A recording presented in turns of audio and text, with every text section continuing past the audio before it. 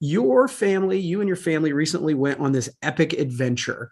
The goal, I think, was to explore becoming what I said, a digital nomad. So first of all, tell us about this goal. Tell us about this trip and why did you do it?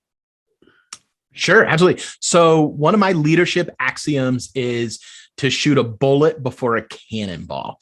And the idea comes from, in the olden days on pirate ships, they could only carry so many cannonballs at a time. And so you actually see these miniature cannons at places. Mm-hmm. Well, they're not necessarily just like to have a toy. They were a primitive targeting system.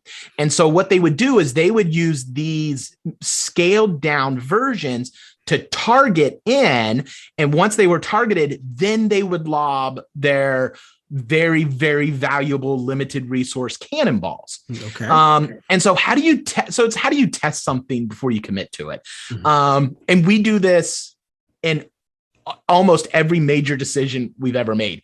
Well, last fall, we had decided it's time to, adult and take the next step in the American process and buy a house.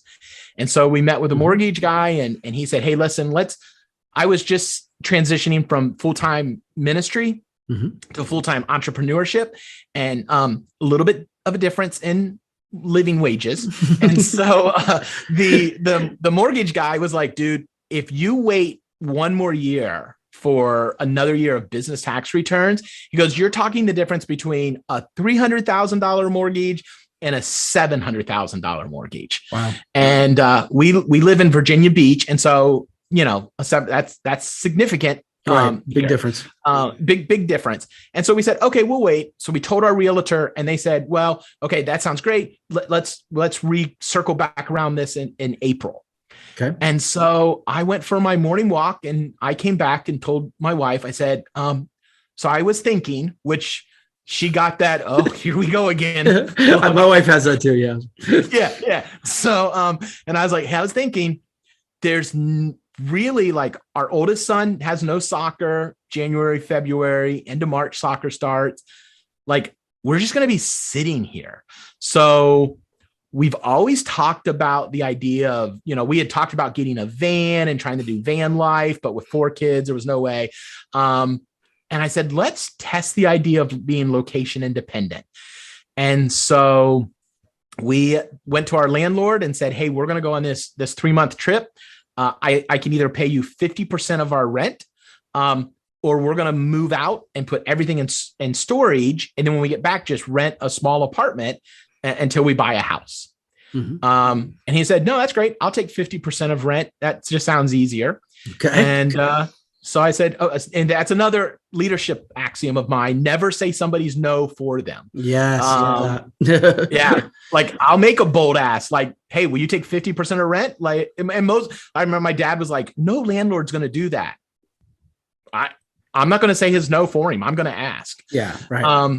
So I gave the ask and he said, yeah. And so that's what we did. So we went on this. So that's the long backstory. Sure. So we went on this trip. We spent January and February in Istanbul, Turkey.